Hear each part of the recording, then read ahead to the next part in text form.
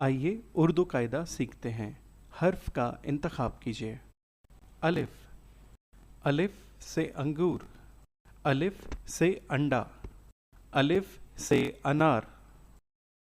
अलिफ मद आ, अलिफ मद आ से आंख, अलिफ मद आ से आग, अलिफ मद आ से आम। अलिफ मद आ, अलिफ मद आ से आंख, अलिफ मद आ से आग, अलिफ मद आ से आम।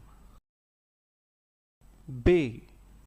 बे से बिल्ली, बे से बाजा, बे से बंदर। बे। बे से बिल्ली, बे से बाजा, बे से बंदर। पे। पे से पतंग,